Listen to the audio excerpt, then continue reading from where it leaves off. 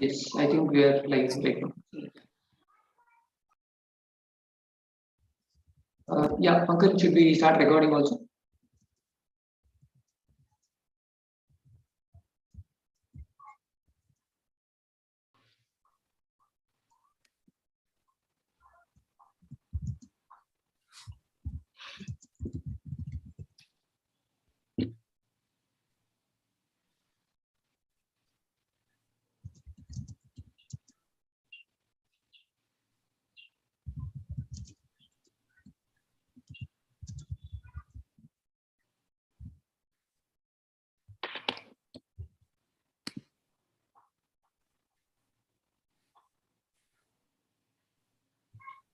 So, Pankaj, you can start. It's Yes. 16:31. Right. So good evening, everyone. Welcome everyone, whoever is present on YouTube live right now, and I'm sure many more are joining in a very short time. We already have around 100 viewers, and it's great to see so many science enthusiasts signing up for this week-long celebration of science, and it doesn't end there, right? We all know that it is like part and parcel of our daily life, and we just enjoy it. So, yeah. So we have many distinguished scientists with us today, and to start the inaugural session today, and I will hand over the proceeding after this short welcome to Professor Umesh Waghmare, who is the president of Indian Academy of Sciences. He is himself a very distinguished scientist, and he has won this Infosys Prize in Engineering and Computer Sciences. He has won Shanti Swarup Bhatnagar Award, professor at the JNCSR in Bangalore. So over to you, Professor. Thank you, Pankaj. Good afternoon, all. On behalf of the Indian Academy of Sciences, I'm delighted to extend a very warm welcome to all of you to the Science Week program starting today. The Academy was founded in 1934 by Professor Sir C.V. Raman, and it's natural for it to host this celebration of science in a week around the National Science Day, which in India is on February 28, the date marking the Nobel Prize winning discovery of Raman effect by its founder, C.V. Raman. The Academy endeavors to promote the progress and uphold the cause of science, both in pure and applied branches.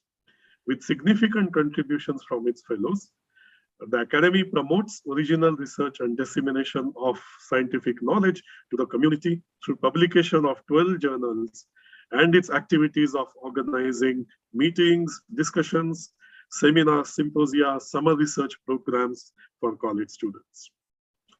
Academy is also engaged in developing international understanding in science through its professorships and chair visiting professorships.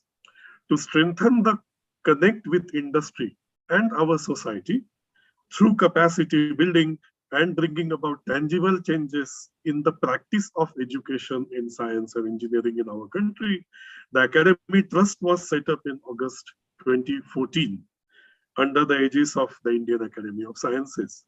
In fact, the trust was conceptualized by then President, Professor Dipankar Chatterji, who is also our inaugural speaker of the Science Week program today. I'm delighted to join hands with S2S Education and the Trust in this program. And I'm indeed happy to see that the program emphasizes interactions between experts, teachers, and students, questioning, which is so central to doing scientific work and scientific temper, exploration of ideas, and engagement through joyous experience of scientific and mathematical thinking. I am indeed glad to see that the program has attracted a lot of participants, much more than one would expect because it's online. However, we do wish this program to be offline in the coming months or years when we meet again.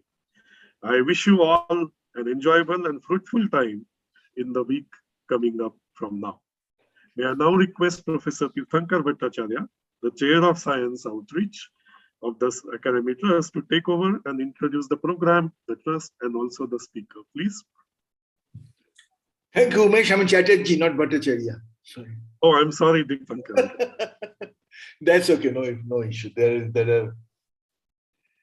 is on the Dipankar Chatterji also. But it is such a pleasure to give a talk in this academy.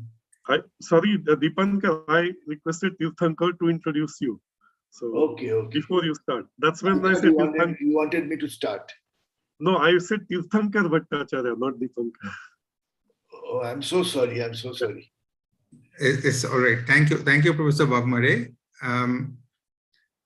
You have already explained the Academy's mission and the academic trust. I'll say just one or two things. Number one, this 9-day-long program starting today and finishing next Sunday is only phase 1 of this year's program planned around the Science Day by the Academic Trust. This will be, I'm saying phase 1 because this will be followed by an extended interaction session of 12-week-long interaction sessions with teachers. So this program conceptualized this year has 3 components. One is interaction with teachers, high school teachers. The second is interaction with middle school and high school students. The third is, so these 2 will mainly be done by this collection of young people, which is called Seed2Sapling Education. And the third thing is talks by eminent experts of their subjects in the country. One talk by Professor Dipankar Chatterji in the area of biology, one by Professor Rohini Godbole in physics, and one by Professor Koninika Sinha in mathematics. These three things have been planned around the Science Day because one day is too short to observe or to celebrate the joy of science. Our plan is to, what Pankaj once put, and I immediately liked, to promote a mistake-friendly environment, because in school, perhaps students are not allowed to make too many mistakes, whereas science progresses by making mistakes repeatedly and then reaching at the correct solution. So we shouldn't be afraid of making mistakes is what we thought. So that's one aim. How to do science? So this will be, for example, from the experts firsthand. They have done science. They know. They will give these talks, and the teachers of schools at the same time will be interacted with, so that they can transfer the excitement to the school students. National Science Day was started in 1987 in the country. In 1986, it was discovered. It was declared by the government of India as the National Science Day. So started in 1987. In 1928, on this day, C.V. Raman announced what later came to be known as the Raman effect, and he got the Nobel Prize in just 2 years' time. Now, this is remarkable. Usually one has to wait a long time, but Raman got in exactly 2 years' time. To celebrate this, we observe the Science Day. The Academic Trust has been promoting science among schools, colleges, young students of the colleges for some 7-8 years now. Last year, even during the pandemic, we did several programs. This year, we are kind of starting with this, and I already see several hundred participants in the YouTube channel already listening to this, which is very encouraging. I will now come to introduce our inaugural speaker, Professor Dipankar Chatterji. Professor Dipankar Chatterji has been an eminent biologist working in the Molecular Biophysics Unit of the Indian Institute of Science. He has an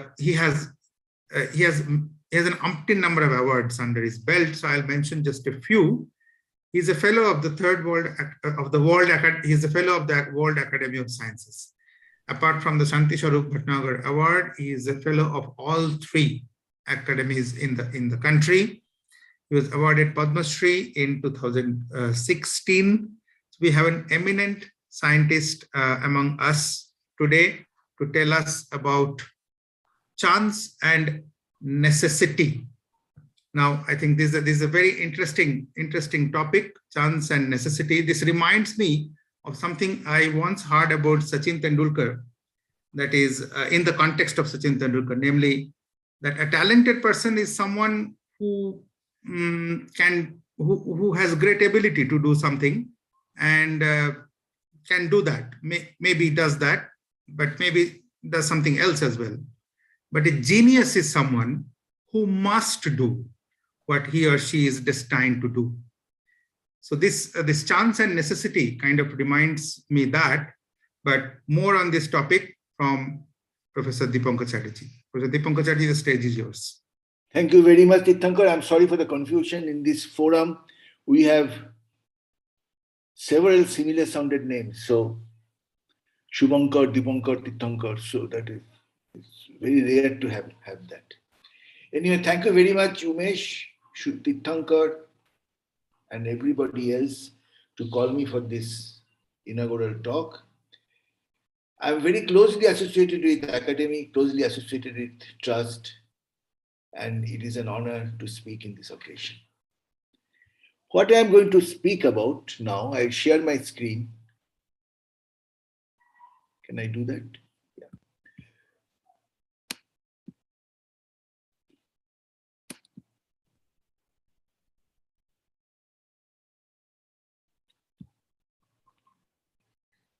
I'm already sharing it, right? Pankaj, perhaps you stopped sharing this when you started talking, or? And now you can see it? No. You can see it now? No.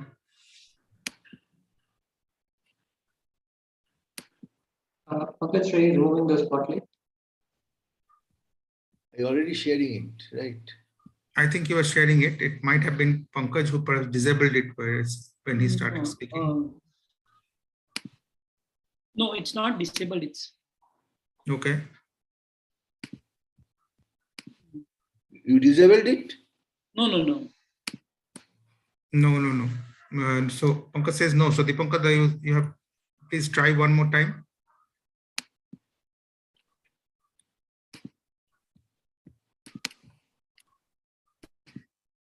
How come it has gone again?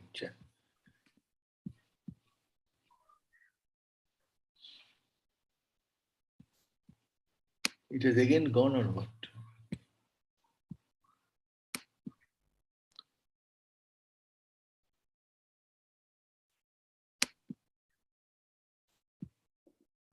Shall I have to go back again and start again, initiate it, Dipankar?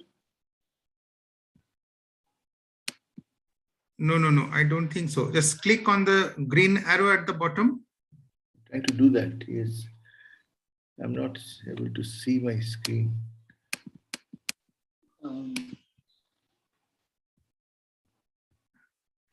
Maybe you can just quickly mail or maybe log out and log in quickly.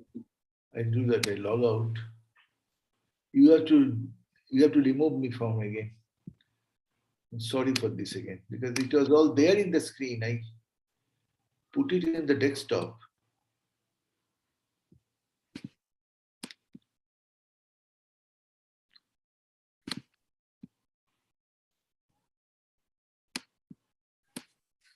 Can you leave the meeting if possible? Is it possible? I'm trying to, that's what I did last time. Yeah.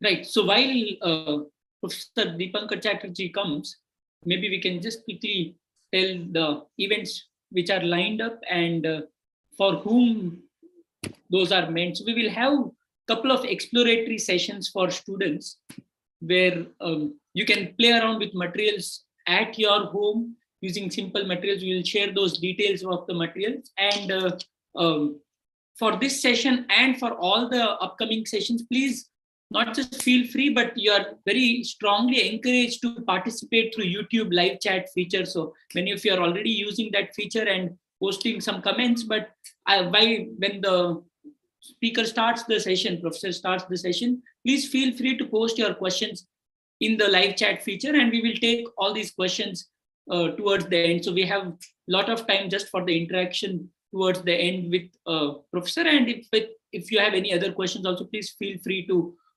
question. In fact, that is one of the very, very important initial step in that process of science, which is about questioning. So use that right. Don't worry whether it's a good question or a bad question. It's just a good question all the time. So don't worry about that. And so for this session and all the other sessions also, feel free to participate. And we will have sessions for the teachers, again, making the teachers experience through these processes, and see how we can introduce small of these components in the classroom, so that in the classroom we don't end up only with the processes, or sorry, the concepts of science, which is generally called the products of sciences, but we can also focus on the processes of science.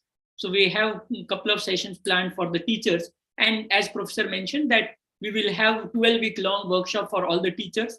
For the student session, it's not only for the students, everybody is strongly encouraged to join those student session also, because it's not only for the children, but all the children, all the child which are there within us. So like I have a child within myself, so I'm sure everybody, all of us have that child within ourselves. So feel free to explore using whatever materials we shared during the sessions. So yeah, professor is back. Yes, sir. Okay, now we can. Yeah.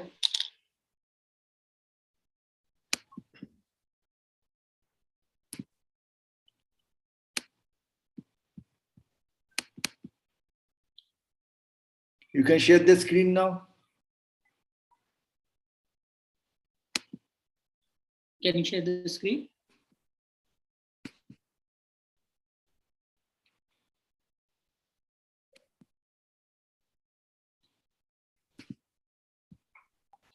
Dipankar, we still cannot see your screen.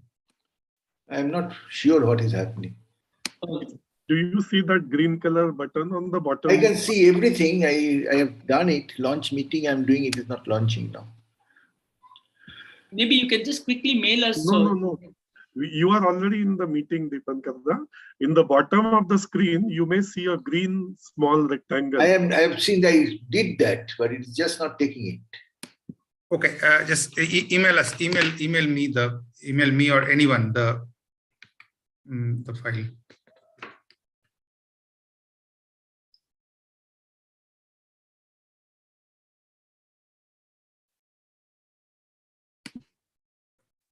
Or did he leave the meeting again?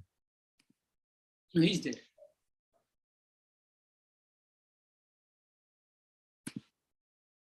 Yeah, so while we are having that, I will ask everyone one task while professor is coming. Okay, so the task is this: put down all the questions that you have in mind right now about anything. Don't worry. And if possible, something which is coming to your mind right now, observing things around you. So if you can put down that question in the chat box, let's have a quick thing while we are sorting out this technical thing. So let's not worry, but let's still enjoy our time. So please put down your interesting questions in the YouTube chat right now.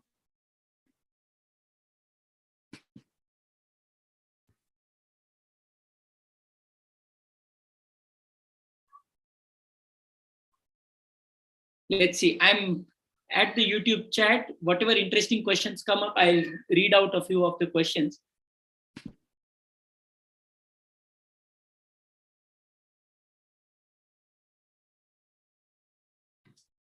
Dipankar, we can see your screen now. We can see our screen now.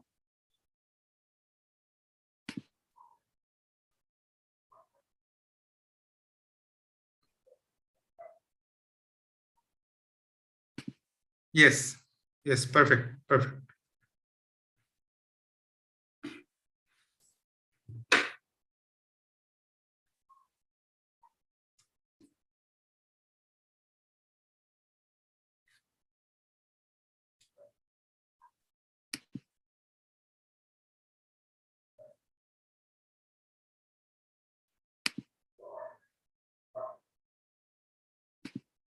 Yeah, Dipankar, we are on the first slide.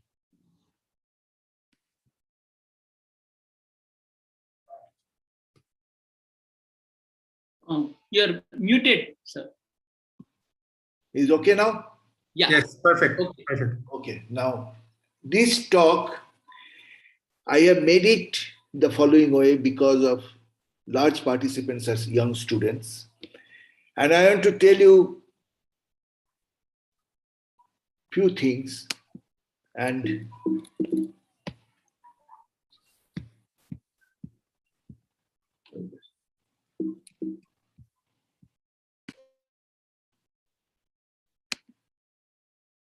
is coming properly? Yes. Yeah. So I want to tell you a few things which are very difficult to understand when you have a defined set of mind and thinking about your activities. However, for young people, I consider they are fresh people, they are impressible. And I want to emphasize this point very with them. I want to emphasize this point with some belief, and I believe in this particular thing. So chance and necessity is a area where I have some experience, and all of us work on this area. Is a very potent philosophy, and I'll tell you how philosophy was developed. The basic tenet of this philosophy is that nothing is predestined in life. We don't have to wear any stones. We don't have to go to any guru or Himalayan yogi or something. Everybody can do anything given a proper chance. That's why I call it chance and necessity. There are differences between genius and talented people, which Dipankar pointed out. But leaving aside that, everybody given a proper environment can get tremendous emphasis on the chance and the necessity of the chance to get it, exposure to that.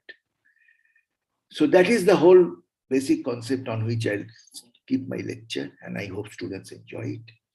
This philosophy basically propagated by a very famous man, a Nobel laureate biologist, one of the greatest biologists of 20th century, Francois and Monod's theory, basically, Jacques Monod. They won a Nobel Prize together for the regulation of gene expression for a paper they published in 1960s in Journal of Molecular Biology. They basically said that process of evolution show that life is only the result of natural process like pure chance. Nothing is predetermined, predestined. What you do right now, like when you are listening to this lecture or going play a game or eating something, that moment describes how you develop your next step and what will happen in the next step. So he said, what reading this book, please read it sometime. It's available very easily. The Natural Philosophy of Modern Biology. He published it in 1970, and I believe this is a very important book for anybody to work on. So I developed this concept, today's lecture on this chance and necessity, that don't give any emphasis on bhagya, kapal, we call it in Bengali kapal. There's nothing like that.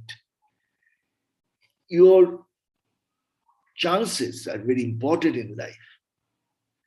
And you should have a scientific temper, a mind free of any prejudice, any destiny, or anything. And then you will see how your life develops. So if you believe that, then you ask, what is a necessity, but what kind of chances you can get? So I'll develop this story on this basis. I'll show you some examples. And then I'll tell you the story of major work which came out in last century, on this century, last 100 years, in fact, maybe 70 years back. And many are Indian contribution. 3 papers I'll talk about. Out of 2 are Indian contribution. One is from abroad, Cambridge.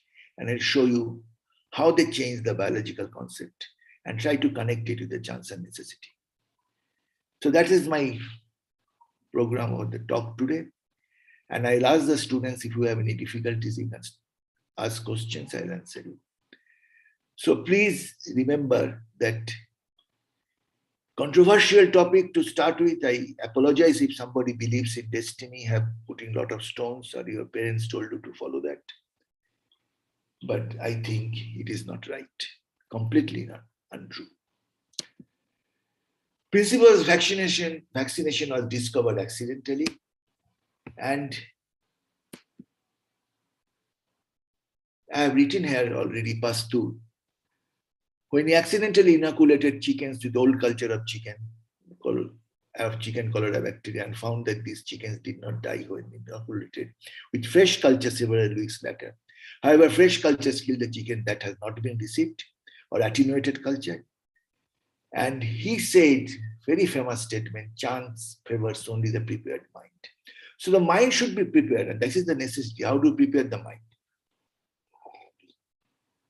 So if you go on this story further, you will see that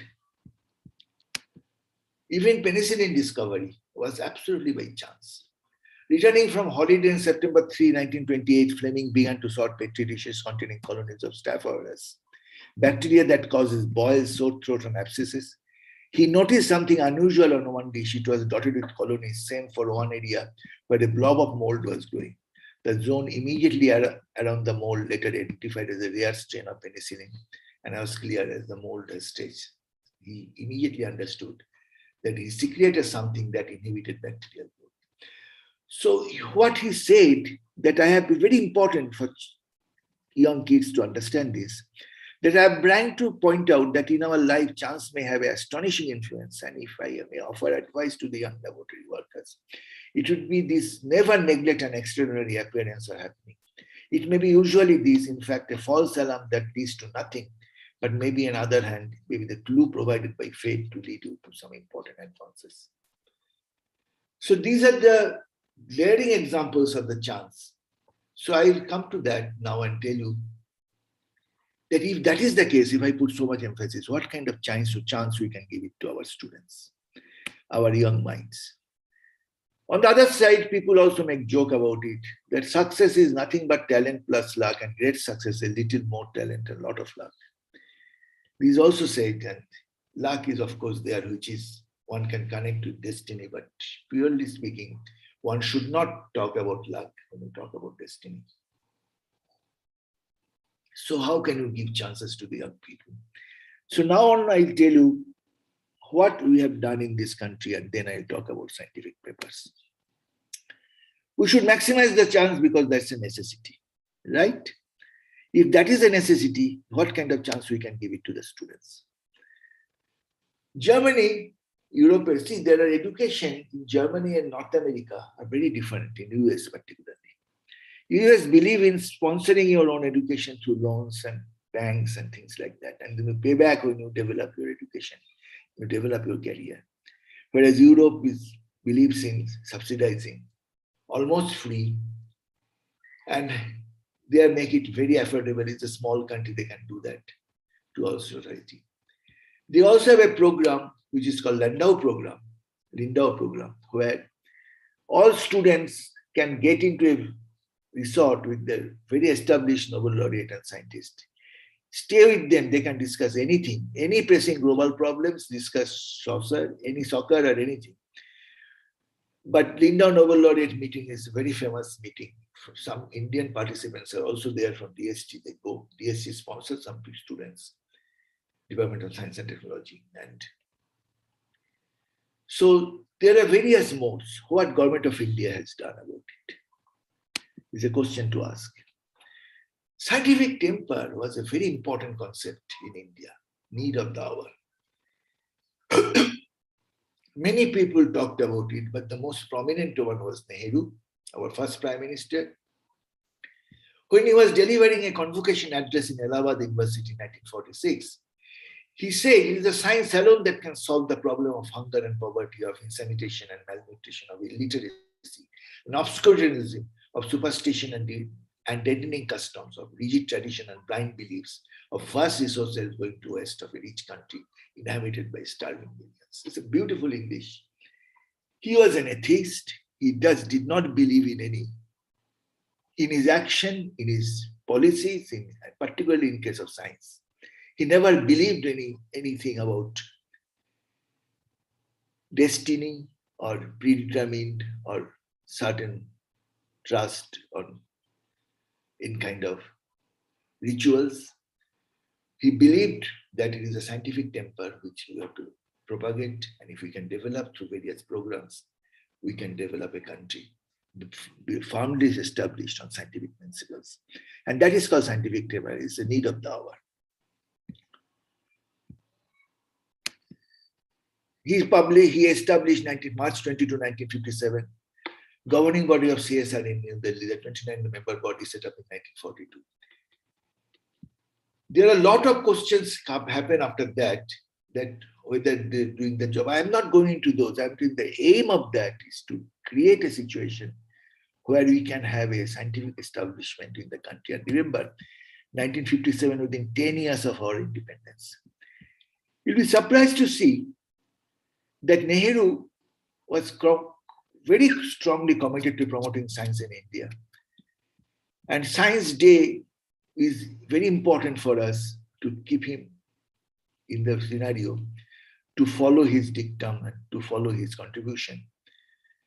He was here with Homi Bhabha, who are dedicating a reactor to the atomic energy establishment, and so on and so forth. So all of you know these details, how he established space and the atomic energy program in the country. Sir C.V. Raman, who founded this academy, India's most eminent scientists say there is only one solution for India's economic problems, and that is science, more science, and still more science.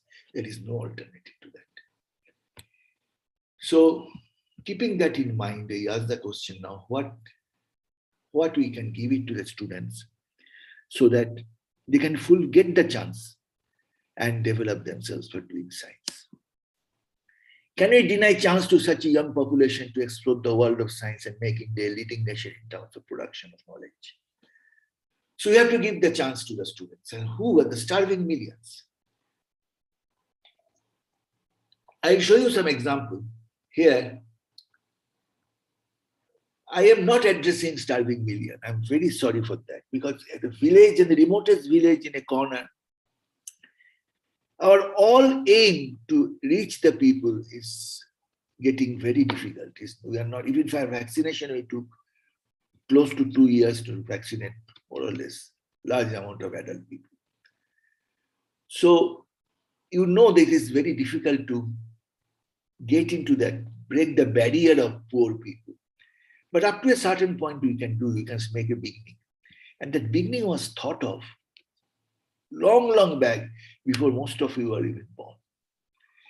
National Science Talent Search Program as a unique program in STS. You know which year it was conceived? It was conceived in 1962. Rais Ahmed started it. 1962 is 15 years after independence. India was a starving country, living on PL480, American sweets, American money.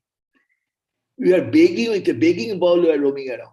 But Government of India put money for science, where meritorious students who are giving books, fellowship, summer program, they can go to established laboratories and can do a lot of work, scientific work. Today, around the world, in India and all over the world, if you look around, you will see a lot of Indians who are national science talent scholars, who have done excellent job for themselves, for the world, for the country, including a Nobel laureate, Venki Ramakrishnan, who was an STS scholar. So it is the way that started. You know, India is not only talking about chance and necessity, they're talking chance is a necessity, and to give the chance, you give a scholarship program. We cannot give a Lindau program, but we started in STS. Next, KVPY started in the beginning of 21st century. It also did very well. Now it is a very established program. I see a lot of advertisement of KVPY coming in newspaper. Different schools, tutorials have started for bringing the KVPY. Then DST Inspire program came for development of giving the chances to people. ISR and IISc undergraduate programs. So these are all subsequent development. 2005, 2006, 2007, 2008. Several such programs came and developed it. But remember all the time that I'm not ever claiming that in the disguise of claiming necessity for giving a chance, I'm reaching every single citizen of the country. We cannot. We just cannot. Country is too big. But we can make an attempt. We can at least reach to certain schools where they can give an exam for NSTS, can give an exam for KVPY or DST Inspire, and can get some help with a scholarship to do something in life. We proceed further. This is little old data. Rapidly becoming a global research, design, and development hub. You all know that. Science allocation in the 12th five-year plan is nearly 3 times as large as that of 11th plan. And 2017 and 2011, 2012, it was much less compared to the 2017 to 2022. So 13th five-year plan, I'm sure it is much more. Research and academic expansion. ISRs have started. You know, Nagaland is a question mark, but all other ISRs are established. And 2 ISRs, which is Bhubaneswar and Mumbai. These are all tremendous impetus for the development of science. And many of the nice ISRs have already made their mark in a matter of 10 to 15 years. IITs, you know, is the global brand equity. I just read an article in Nature, editorial on IITs, which tells, very recent Nature, which tells that are they fulfilling their job of giving the leadership role in science and technology in the world. Because the original 7 have tremendous contribution. Even people like Bill Gates accept it. But now they are looking for development in the same pace, and they're trying very hard to do so. I'm sure they'll be successful. So there are 23 Indian Institute of Technologies. There are 31 National Institute of Technologies. So think of these. These are all done in this country, education program. So these are all very positive signs, the development of science and technology in this country.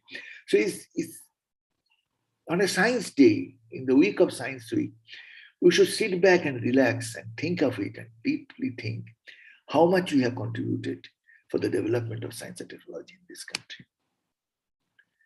Country has total 769 universities and about 43 research laboratories run by CSI, and assured funding on yearly basis, high quality and motivated students to work with you.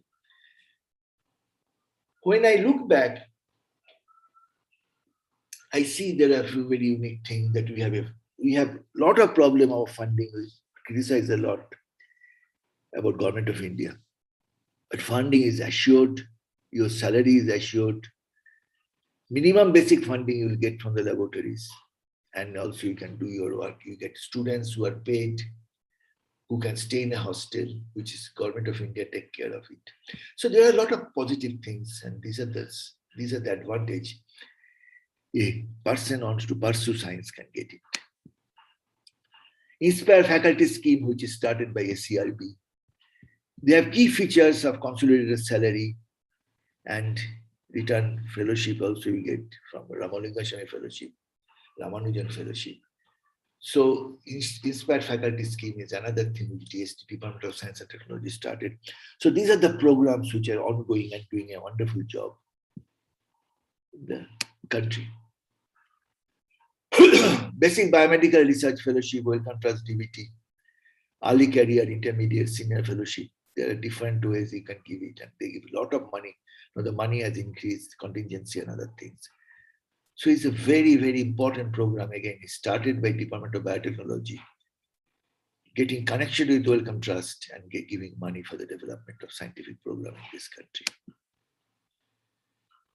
Revenue of Indian pharmaceutical sector is going up. You can see from 2005 to 2020. It has developed very rapidly in US billion dollar. And now, I don't have to repeat it, but it has been told that unicorns. that now the new things is the companies which are startups which are starting. India almost becoming a global leader in that area during the COVID time. So these are all because of our solid foundation of scientific education. We should guard it, we should not lose it, because that is how our scientific establishments are developed, our scientific programs have developed. Expansion of biotech industry in India, that is also a major achievement.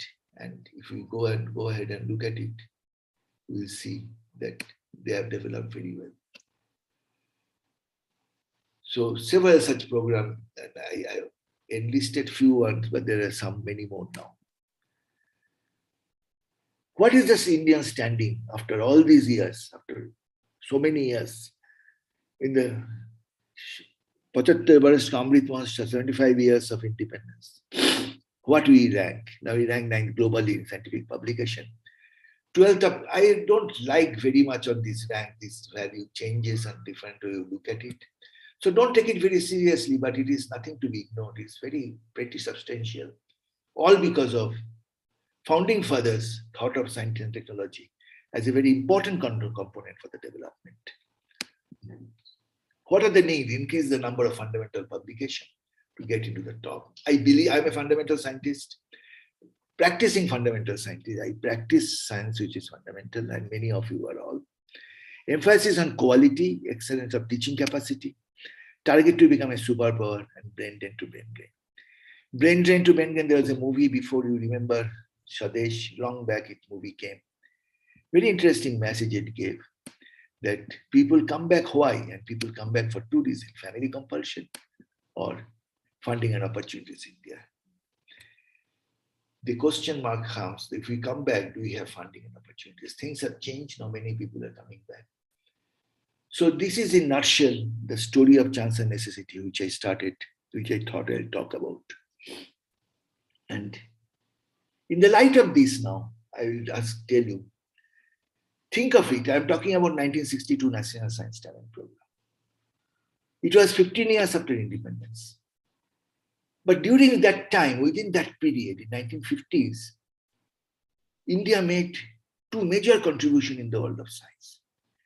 In fact, if you tell me, I must say that today, 2022, after 72 years, I don't think we have a comparable contribution of world level, world classic, in spite of all our efforts, and because the competition has gone up so high. And I'll talk about these two work in little length, keeping in mind in background one particular observation, which was so profound, which came in 1953, that is a discovery of DNA double helix. Center Dogma molecular biology and application. I start with this because this is a very important area and all the students know about it. Now it is school book level knowledge. I'll just recapitulate your memory on this. The DNA dogma, molecular biology has become now very important for all the mutations people are studying for the COVID vaccine. Good. So you will see the discovery of DNA happened in 1869 by Mishra, and here isolated DNA from leukocytes of plastic cells and called it nuclein. But he believed proteins are the genetic material and so on and so forth. Very well enumerated in the book of Jim Watson. Of course, later Avery McLeod McCarthy came, and these are the Orson Crick who developed this structure of DNA double helix. Rosalind Franklin is the other lady who died posthumously. You cannot give Nobel Prize. She lost the chance. But she is the person who got the picture of DNA, fiber diffraction pattern. Crosswise showed is the helical in nature, and the distance of the impression showed is a 3.4 angstrom repeat unit, and so on and so forth. So this helped Watson Crick to develop the DNA structure. So this is the big player.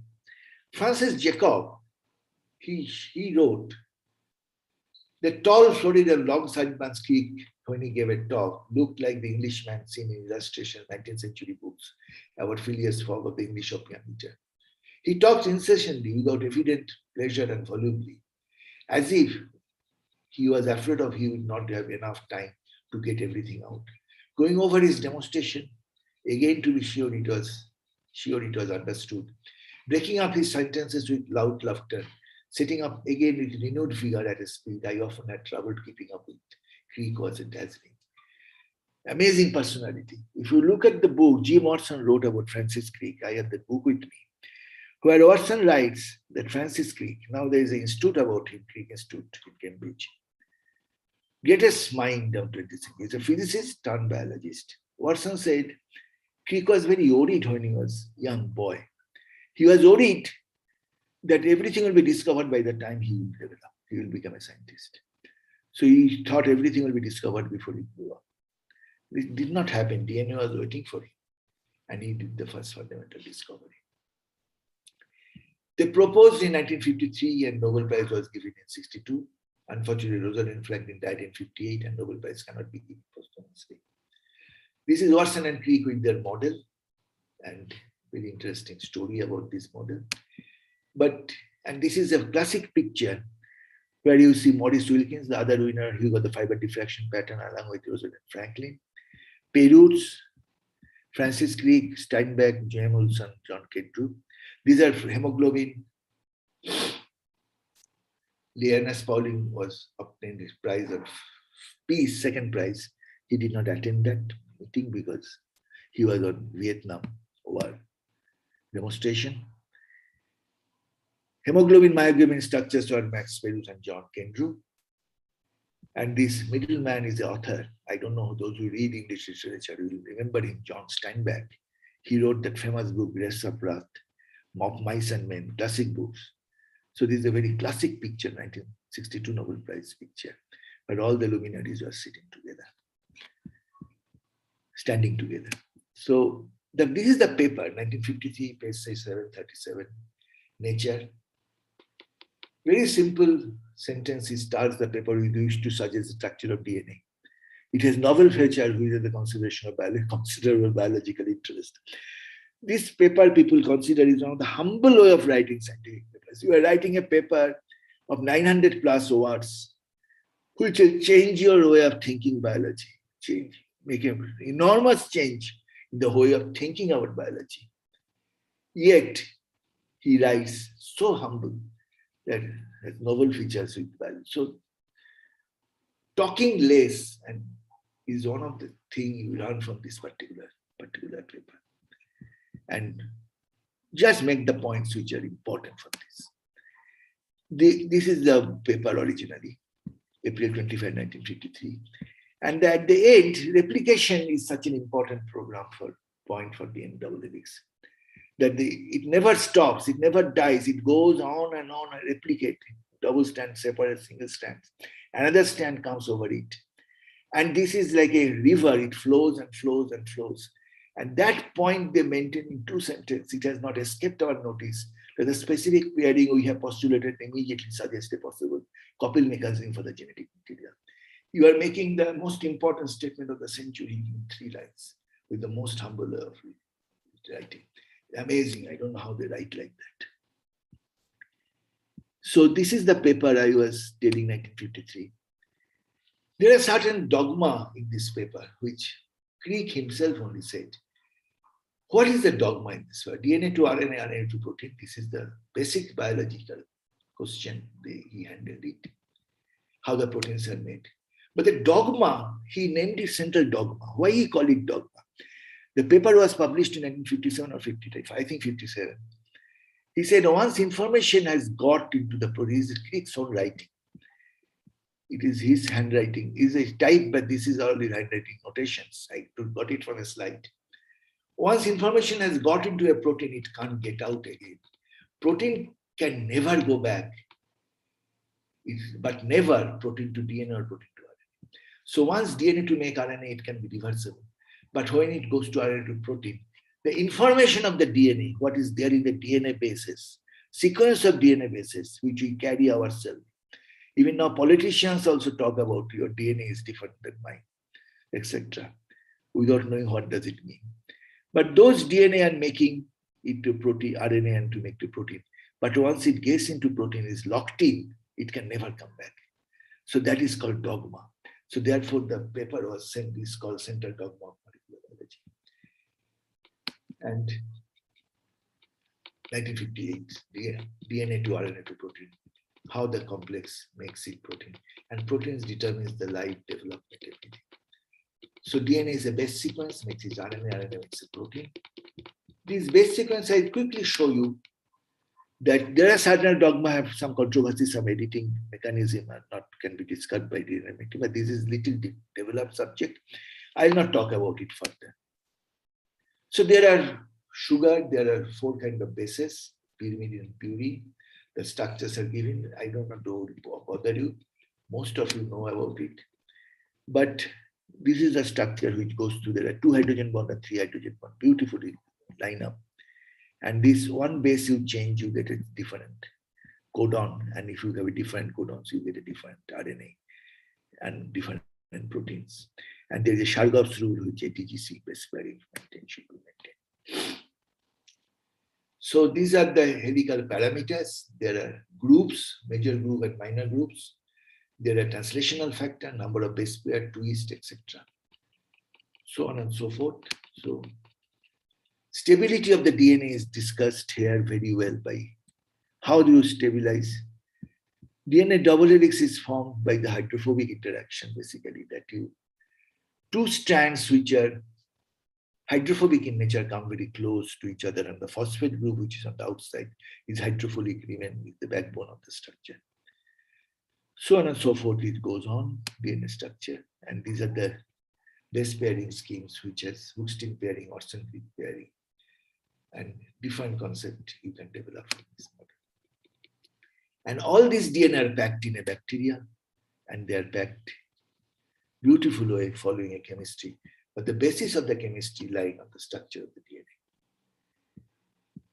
So I quickly covered this because it's a very well-known subject, but I wanted to emphasize DNA center dogma. Many people use the term but don't know how to use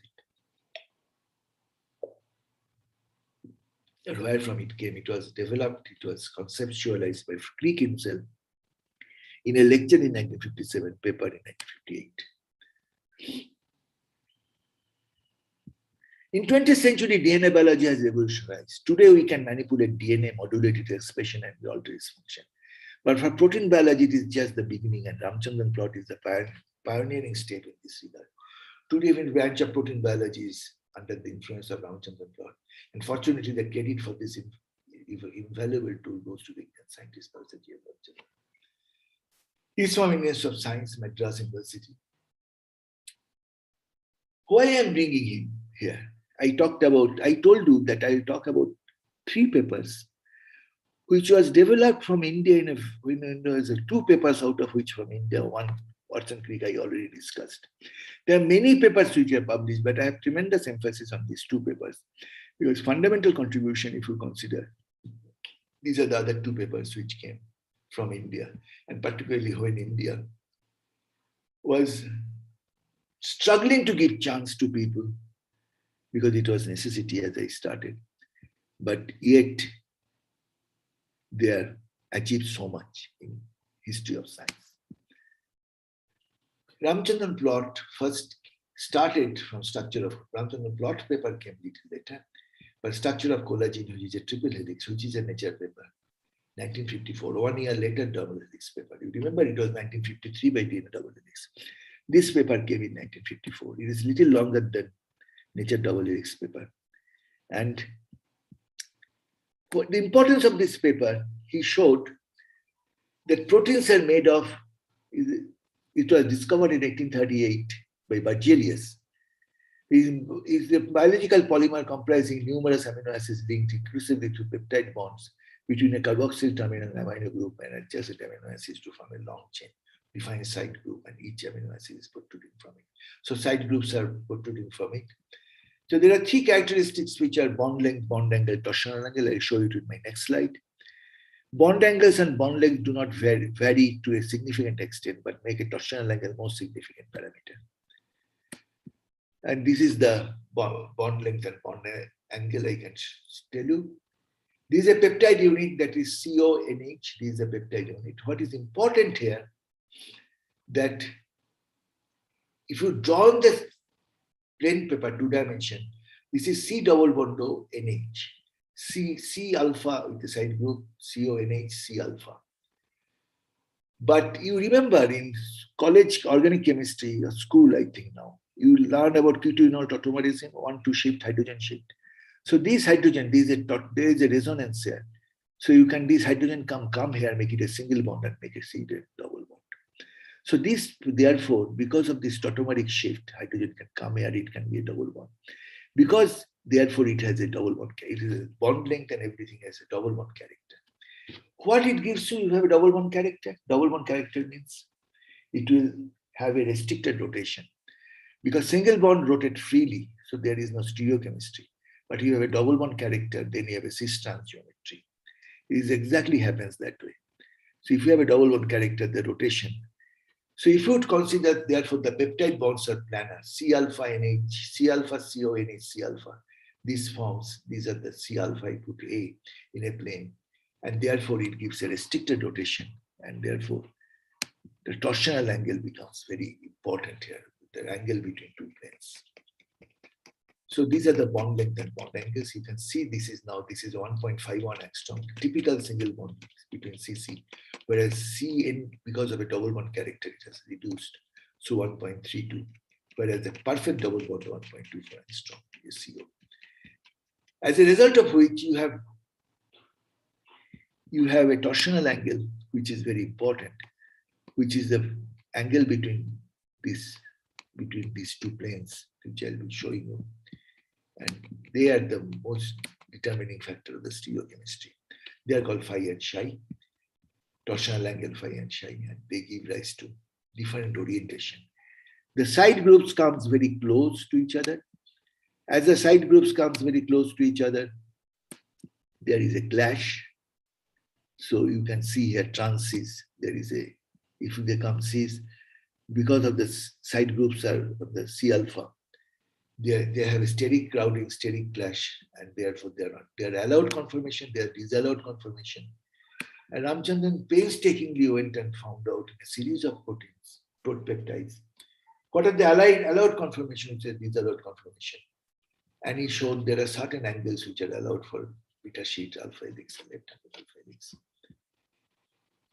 1950s, 60s, he did this work and showed that there are certain favored conformations, certain disfavored conformation.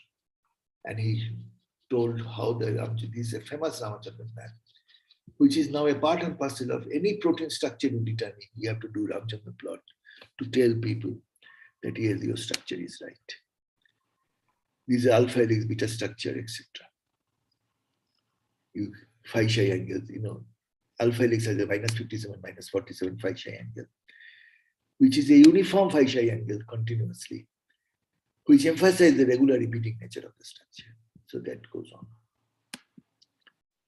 Parallel beta sheet, anti-parallel beta sheets, they have a certain phi psi angle.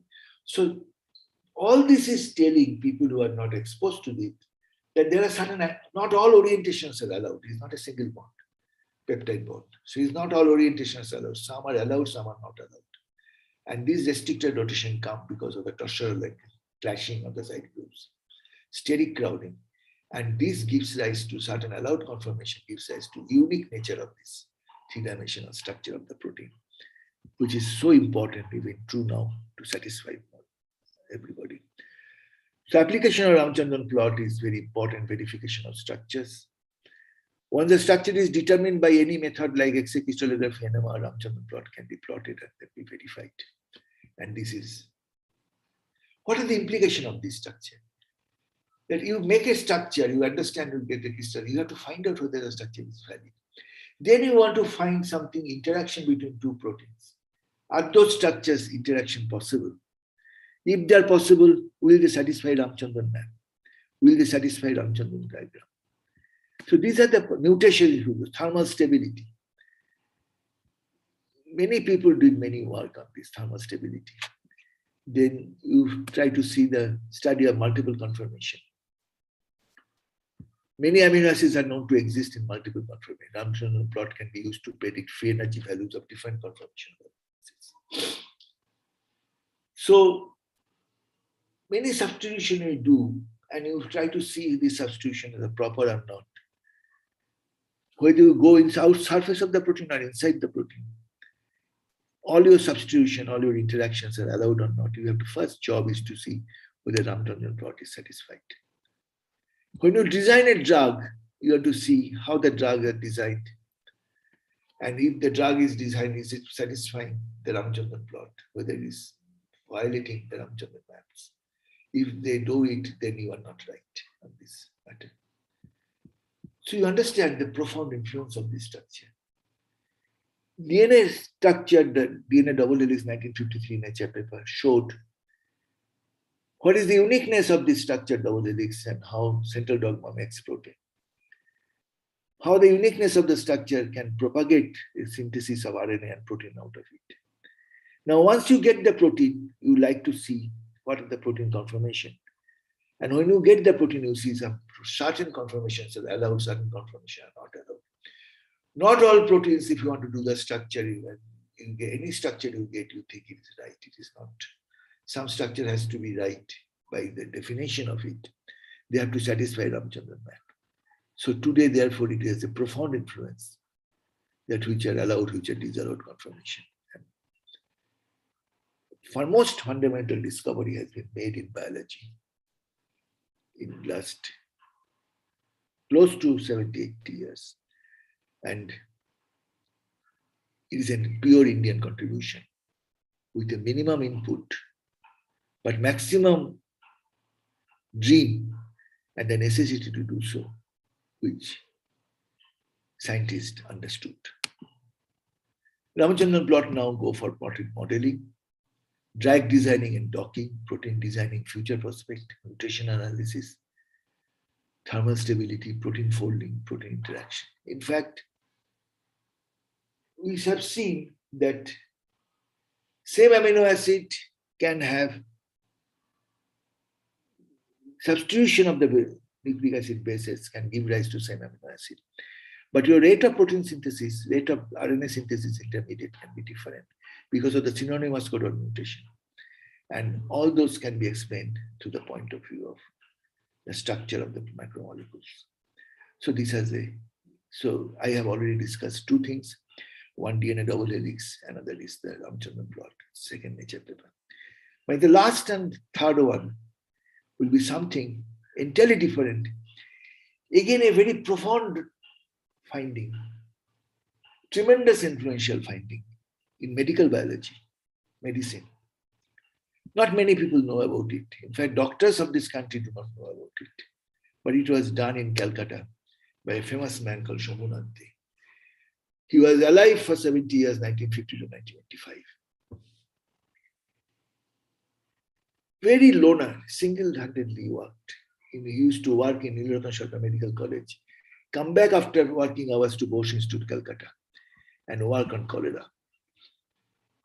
He was nominated for Nobel Prize twice, but second time he died before his nomination was very unfortunate, fructified, but he was not very well recognized even in India during his time. It happens because people took very long. He was out of his time. He was born much ahead of his time. He showed what he did the world. He showed discovery of bacterial enterotoxin. He showed that when you cholera bacterium, when you culture it and filter the culture, remove the organism, the infective molecule is excreted out into the culture media.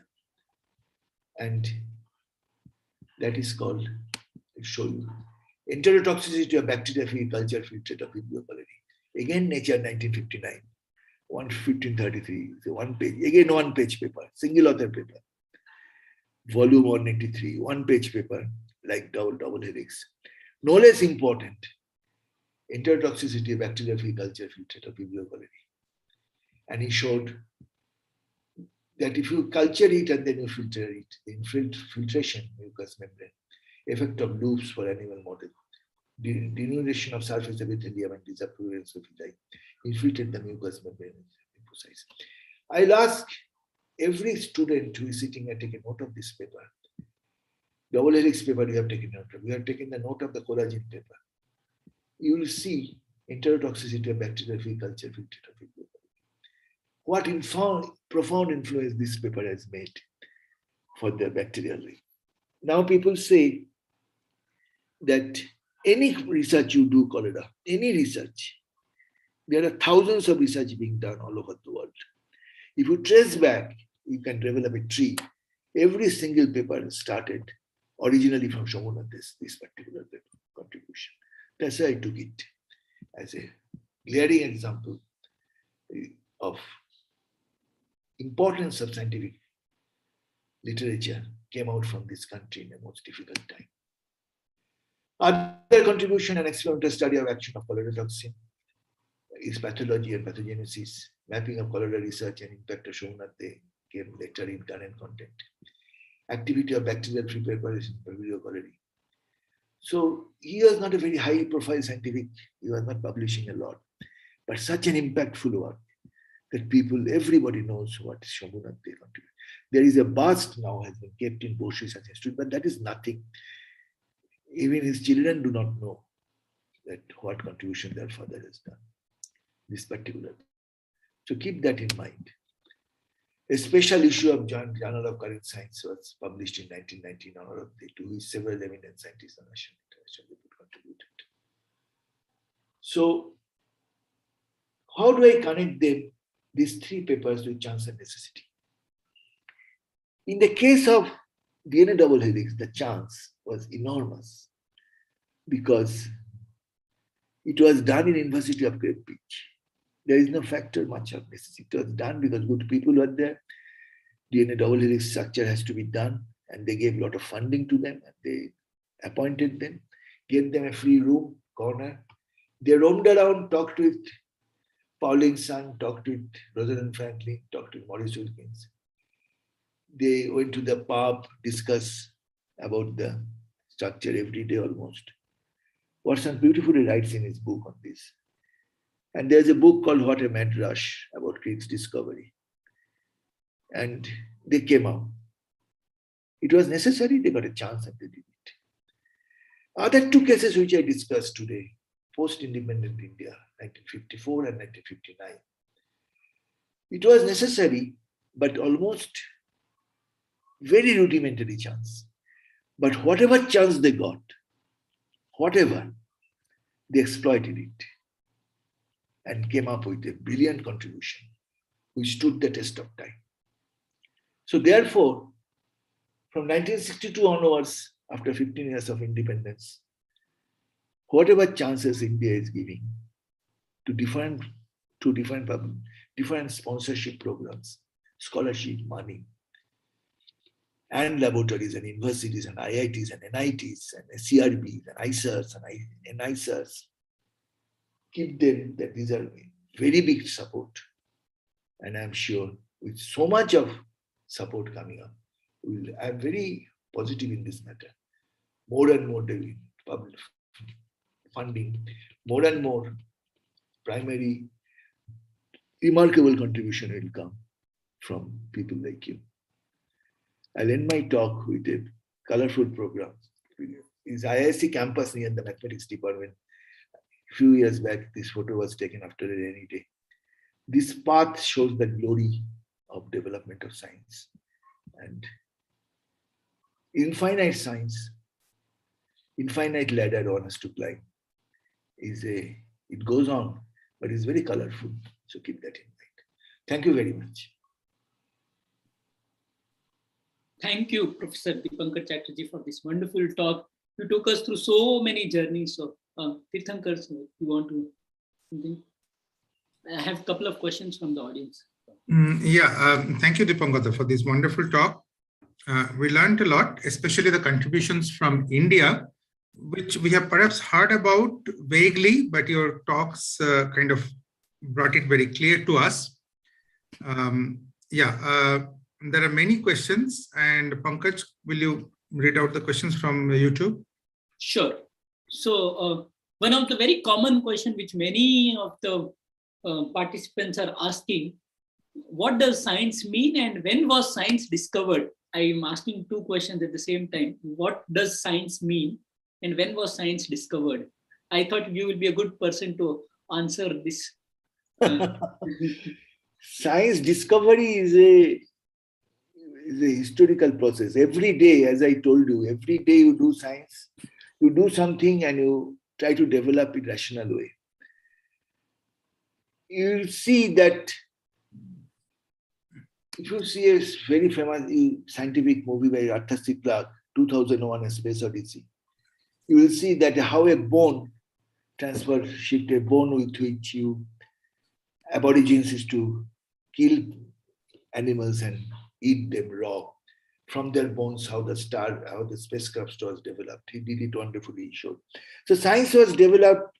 Every small certain things you do, again, one do something, next day you do develop it, further you develop it. And if the process is rational, then the science develops. So rational thinking is basic tenet of science.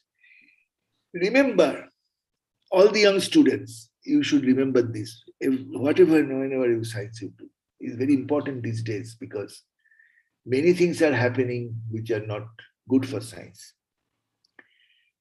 Anything, any experiment you do or anything you write, any mathematics you do, you propose something, that should be reproducible, that should be doable by everybody else with equality, anywhere in the world. So basic tenets of science is reproducible and can be done if you explain the process by anybody. That is how science has to be done. There is nothing esoteric about it. And second point is that development of science happens on almost on a daily basis as our experience goes. If you have anything to say, Pankaj, you can add it. Right. Pankaj, can I add a word? Yes, I think in my perception, science was discovered as soon as human civilization started. That's number one. And number two, what does science mean? It just means being curious and asking why about everything without accepting anything for granted. So why does anything work? I mean, why could it not work differently is what this temperament of asking questions is what science is. Dipankar's talk reminds me of something. There was someone called Madhava in Kerala in 13th century. I might be slightly wrong. Madhava of Sangrama Grama. The young students on YouTube, please look this up on Google. Search for Madhava of Sangrama Grama. You will see that the guy who was essentially a priest sitting in a corner of Kerala all by himself. Probably he observed some stars, their trajectories, etc. Discovered amazing things, which Europe, mainly Newton, discovered at least 200 years after him. So this is what exemplifies science for me, and also it comes out of India, which makes me very proud. He just asked certain questions, why? And if there is anyone of class 11 and 12, he actually nearly wrote down expansion of sin x, infinite expansion of sin x. Now, this is a tremendous feat. He did it just by asking why and why not? Why not that? Why not? Why this, etc. Well, so I would just like to add one thing from my side. So I guess many times this question comes, what is science? And when we ask this question, many times we get the answer that science is understanding nature. But we are missing that science is more about this process of understanding nature. So although there's a very small difference, but how do we understand nature? And it starts from these questions. So that forms the basis of all these things that we build upon it, and not just understanding it. So which is somehow it is somewhere lost in the school system, unfortunately. It's more about all this information, laws, theories. Okay. Any other thoughts before I take some very interesting questions by young minds? So the next question is from Dhairya, who is a class 5 student. And he asks, have the scientists completely decoded the human DNA? And can the complete decoding tell us about evolution and our ancestors? I won't say yes, but we know the number of proteins very close to that. We have the whole genome sequence. But what we can say how evolution happened out of Africa model, it basically came from the DNA-based sequence. That people, there is a link between people, how they developed from different countries, how the Africa started and how they came from Albania, Ethiopia. And second thing, which is very important, that kinship between two people, all from the fossil records. So DNA structure, DNA sequence tells you the evolution very strongly. But all the functionality, and the most important is not the function alone, is the interaction between multiple. There are 40,000 proteins or 50,000 proteins in human body. How they function spatially and temporally and how they interact with each other is a major question. And that will take some time to understand that. That will tell you the complete functionality. But this lecture was not made for a class 5 students, Pankaj. Yeah, so I'm also a bit surprised. Probably you would have just read something. Because I did not discuss any scientific measure. I talked about this. Even the best DNA basic structure and models become difficult for class 5 students. Right. So there's another question. Why did Watson and Crick refer to their model as purely thematic model? What does it mean? Thematic model, they had few observation, few papers behind. That Shargav's paper, that in any DNA, A amount of A and amount of T are same, amount of G and amount of C are same. Two bases. So complementarity of base pairs. So they knew this is a complementarity of the base pair. They knew about the Rosalind Franklin fiber diffraction. There is a cross, is a helical structure with a repeating unit. So it's not an experiment they did on DNA structure. They got certain information they had. They put those all information, collated together beautifully into a model. So that is their smartness, how intelligent they were. They did it. They took all the information together and put it. Right. There is another question. Can you please tell us about bioweapons and how dangerous it can become in coming years? Bioweapons. Yeah, of course, it's dangerous means, I don't want to make you feel like giving a negative comment, but when COVID started, you remember there was a lot of controversy in newspaper. You must have heard from your parents or newspaper that the virus was not accidental. It was created by the laboratory to kill people. So if you know all the tools how to manipulate DNA, if you know how to work all the tools how a protein will be stable with Ramchandran's map, you can create a virus which will be detrimental to any vaccine. It will not be touched to by any vaccine, and therefore those are bioweapons. So if you want to kill people, you can make it. I hope nobody has done it. It will never be done. We will control it. But a very cynical mind, a very pervert mind can do that. A good scientist can create virus which will kill people. I'm giving an example of COVID because it's just very close to you. And that becomes a bioweapon. It's almost worse than nuclear bomb. It kills in millions. Right. Another very interesting question. How did evolution of humans begin? The date becomes very difficult, but people say now, recently I read somewhere that it is very long, 100,000 years, more than that, close to 200,000 years maybe. Started, that slowly the development of Homo sapiens started. So it is, again, this evolution process, you can almost map it now. You can almost tell it that when it started. And there are controversies with the dates. But civilization started maybe 5 to 10,000 years before that Harappan civilization. But human development, Neanderthal, Denisova, all those developed hundreds of thousands of years back. Right. So there are a couple of questions on evolution. I'll just ask them. We evolved till now. Can humans evolve in future?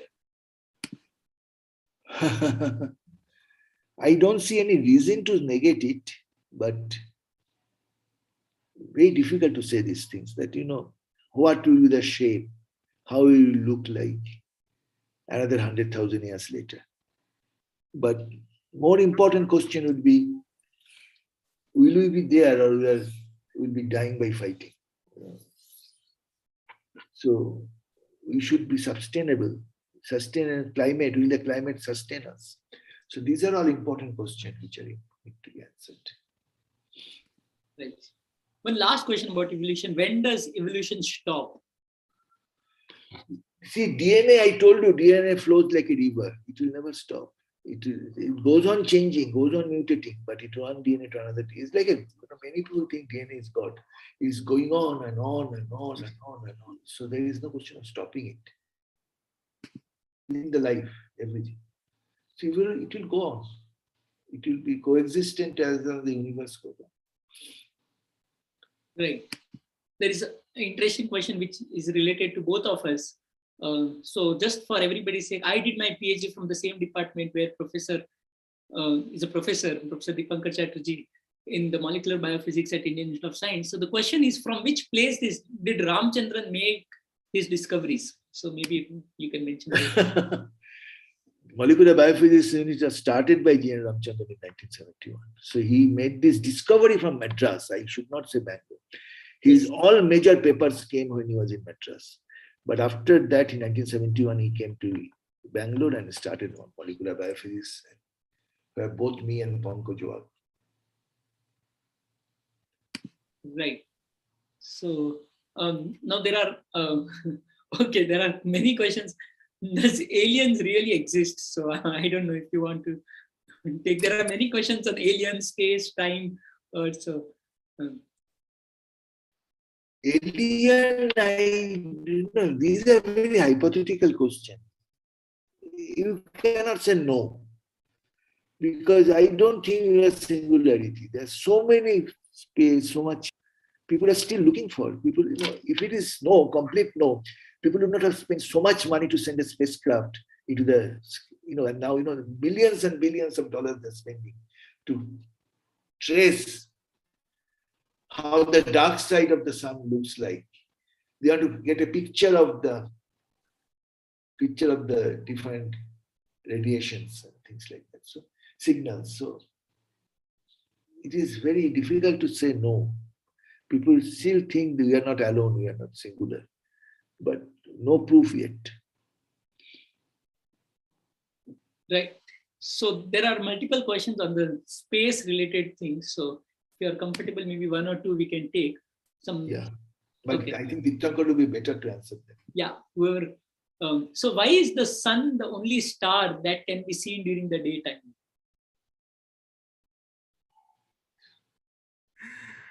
This is very simple. Other stars are so far, consequently so dim, that the sunlight just doesn't allow them. Submerge them.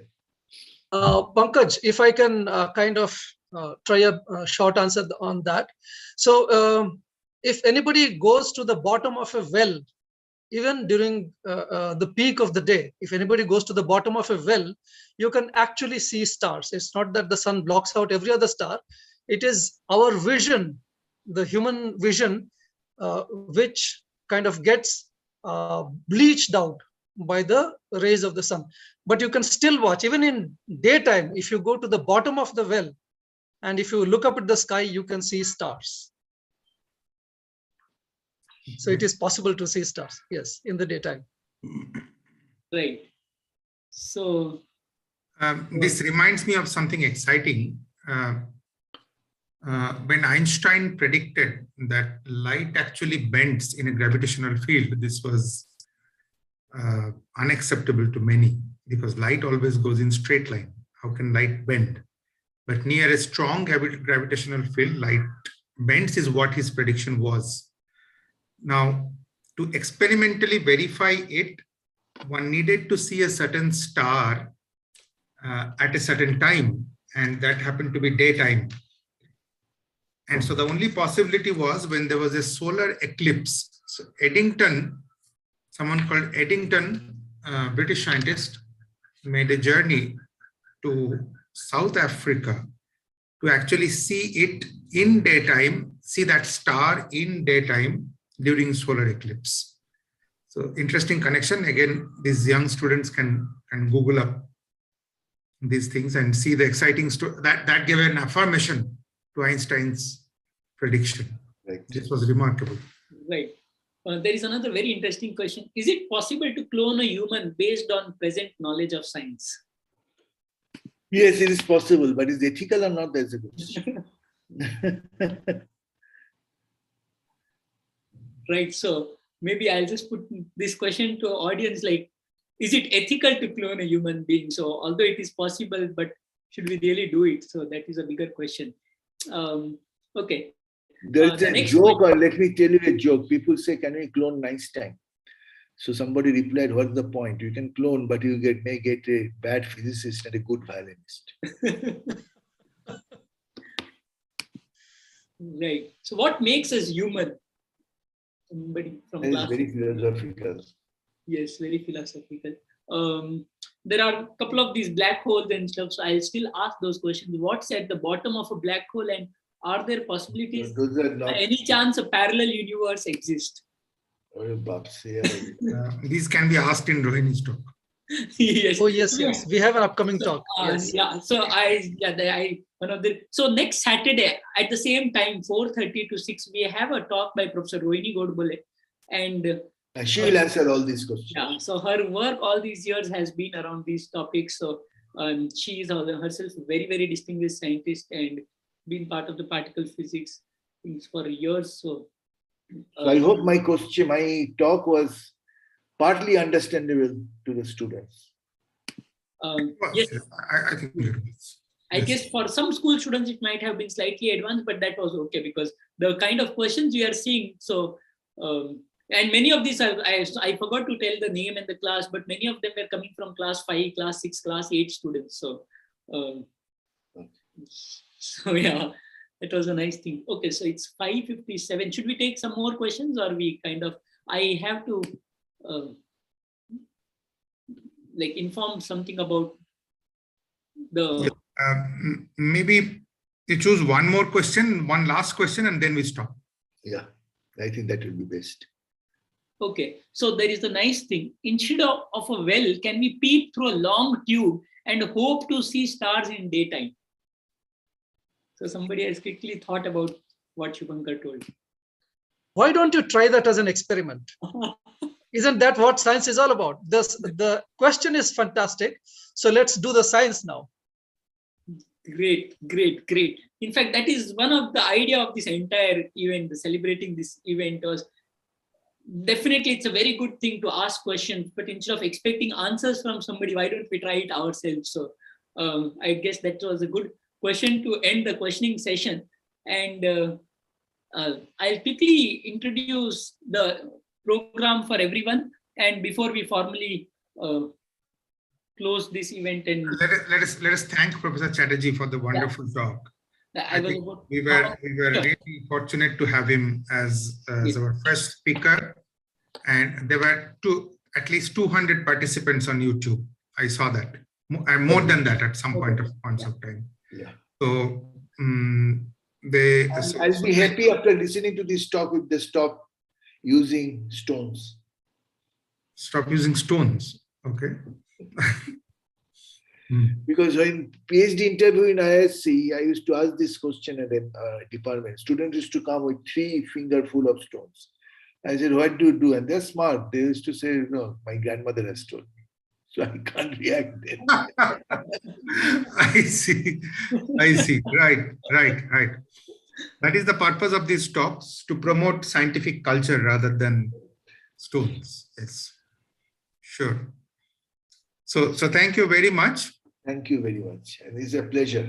Thank you. We enjoyed thoroughly. And maybe now Pankaj can... I can leave now? Yeah. Yes. Certainly. I wanted to thank you later on, but thank you, Professor. It was wonderful to see you after a long time. And we were in the same department for a very long time. So thank you. We'll meet again. Sure. Yes. Thank you. Let's meet again. Yes. Right. So we have this session which started today, 26th February, and it will go on till the next Sunday, till 6th of March. And there are a lot of interesting, exciting sessions lined up. Tomorrow we have a session for all the students specially, and there will be live explorations. We will share the list of materials that you can keep ready, and we will go ahead with those explorations tomorrow for the same time, 1.5 hour time tomorrow. Then we have a talk by a young professor, a young faculty at IISc Pune, Karimika Sinha, on primes. So I'll keep that a secret what that talk might be about. And on the same day, because it's a National Science Day, we have another talk by Senior Professor Pradeep Thalapil from IIT Madras on science, technology, and innovation for sustainable clean water. That's very, very important. This ethical aspect that we discussed today also, and it's not for anybody else, it's probably for ourselves. Then we have a session for teachers, 2 sessions. One is for science teachers, the other is for math teachers. How do we bring out the joy of science in the classroom, or the joy of math in the classroom, which will be done by Seed2Sapling, like the organization which I represent. We will be taking care of these sessions for the teachers. And as we just discussed, we will have a talk by Professor Rohini Godbole from IISc on particle physics. So from the heart of the matter to the edge of the universe. I could not ask many of those questions today, sorry, but please hold on with your questions for 1 week, and we will have an expert on that topic in a week's time from now. So do attend that session and you can satiate your curiosity on those things. And then we will have the concluding session for students' exploratory session. It will be mainly surrounded for like paper folding, math, magic. So there are a couple of sessions for students, for teachers, and for general science enthusiasts. Then this is the most interesting aspect of this entire event, which starts after the event. So we will have this question festival. So generally we talk about a quiz or some project, but we thought let's give importance to the process. And the process, as we discussed multiple times today, it starts at observation and questions. So feel free to ask your questions, and we will share the details after the Science Week event is over. So you can participate, and it's as simple as asking a question. So, and we saw that many of you had so many questions. So that will be a good initial step to enter the journey or swim in this scientific world. Then we have programs for teachers, 12-week-long certificate courses for science teachers and for math teachers. The idea is let the teachers experience this joy and excitement of science, math discoveries firsthand, so that it will be easier for implementing it in the classroom. So this, again, the details and everything will be shared after the Science Week event is over. So that's about it for the event side. Thank you everyone for participating very actively, asking so many questions on YouTube, and keeping the session still, although it is nobody on the Zoom, but we still felt so much of interaction happening in the virtual world. So thank you, Professor Dipankar, if you want to add some concluding remarks. I'm very happy for today's program. It was a good way to start our series, and I hope the students enjoyed. And you have amply explained that there are more exciting things to come. So we'll go ahead with that. Thank you very much. Thank you, everyone. And keep asking questions. Yes, that's